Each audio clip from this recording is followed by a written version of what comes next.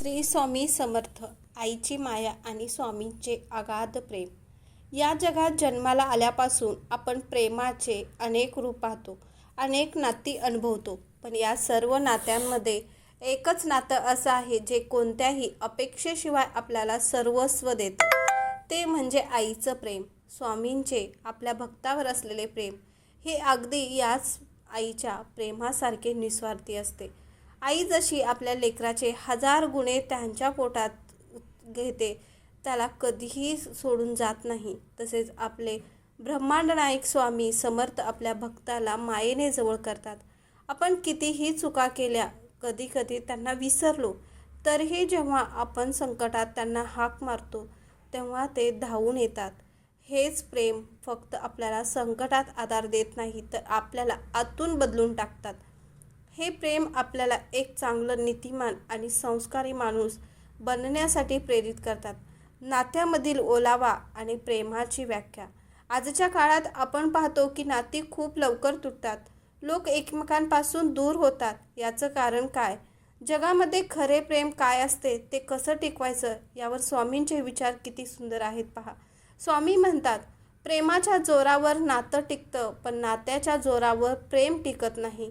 या ओळीचा सखोल विचार करा. आज आपण नात्याला फक्त एक जबाबदारी किंवा हक्क समजतो.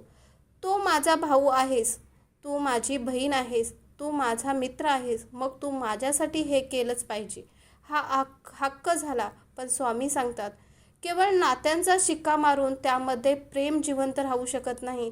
जर नात्यात प्रेमच नसेल तर ते नातं फक्त एक ओझं बनतं. म्हणूनच नात्यात फक्त हक्क गाजवू नका, समोरच्याकडून अपेक्षा ठेवू नका, तर त्या नात्यामध्ये स्वामीसारखं निस्वार्थी आणि भरभरून प्रेम भरायला शिका. जेव्हा प्रेम असेल तेव्हा नातं आयुष्यभर टिकेल. मनशांती आणि प्रेमाचा खरा उगम. आजकालच्या या वेगवान आणि धावपळीच्या जगात आपण प्रेमाचा शोध बाहेर घेतो. आपण विचार करतो की कोणीतरी आपल्याला समजून घ्यावं, कोणीतरी आपल्यावर प्रेम करावं. आपण माणसामध्ये, वस्तूमध्ये आनंद शोधतो. पण स्वामी आपल्याला एका वेगळ्या सत्याकडे घेऊन जातात.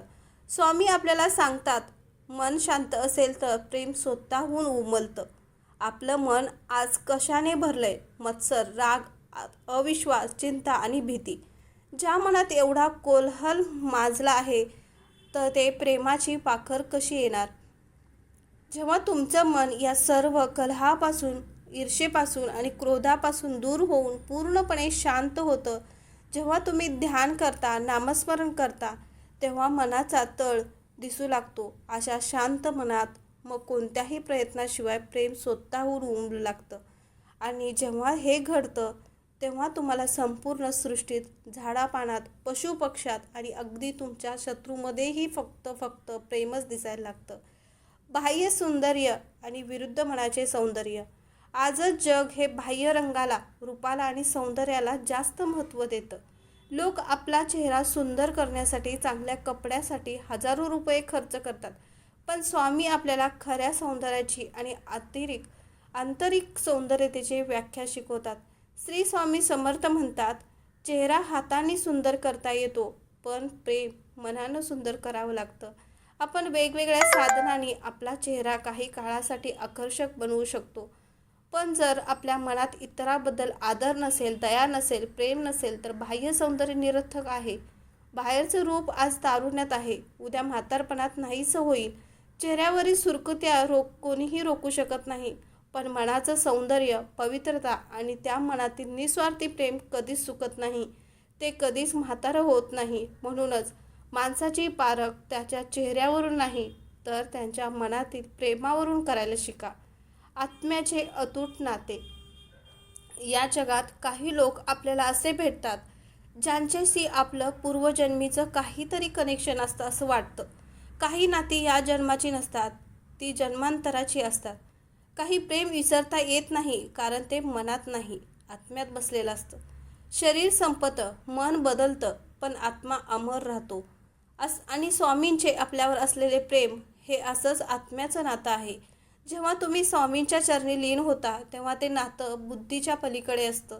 जगातील प्रत्येक व्यक्ती वेळ आल्यावर बदलू शकते. तुमचे सर्वात जवळचे मित्र किंवा नातेवाईकही परिस्थितीनुसार बदलू शकतात. पण स्वामींचं प्रेम कधीही कमी होत नाही. ते नित्य नवीन वाटतं. तुम्ही रोज स्वामींची भक्ती करा. तुम्हाला रोज एक नवा अनुभव येईल, एक नवी अनुभूती येईल. त्यांचे प्रेम कधीच जुने होत नाही. अखंड विश्वास. शेवटी एवढंच सांगेन, जेव्हा जगात तुम्हाला कोणीही समजून घेणारं नसेल, जेव्हा तुमचे सर्व मार्ग बंद झाले असतील, जेव्हा तुम्ही स्वतःला अगदी एकटं आणि हताश समजाल, तेव्हा निराश होऊ नका. फक्त डोळे बंद करा, एक दीर्घ श्वास घ्या आणि मनोभावे अंतःकरणातून स्वामींची आठवण काढा. कारण ज्याच्या पाठीवर माझ्या ब्रह्मांड नायकाचा अक्कलकोट स्वामी समर्थांचा अभय असतो, त्याला जगातील कोणत्याही संकटाची, कोणत्याही वादळाची भीती नसते. स्वामींचे प्रेम अखंड आहे, अनंत आहे आणि ते सदैव तुमच्या आमच्या सोबत आहेत. फक्त विश्वासाने स्वामी समर्थ म्हणा. भिवू नकोस, मी तुझ्या पाठीशी आहे. हे गजर आत्मविश्वासाने म्हणा, कारण की हे स्वामी समर्थांचे ब्रीद वाक्य आहे. अक्कलकोटला यायचं स्वामी तुमच्या भेटीला, डोळे भरून पहायचं तुमच्या त्या रूपाला. मला अक्कलकोटला यायचं स्वामी तुमच्या भेटीला.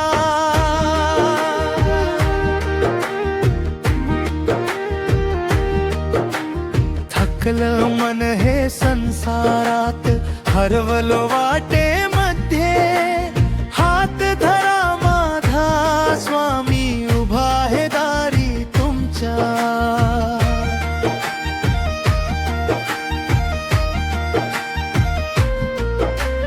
जीवनाच्या या वाटेवर संकटांची साव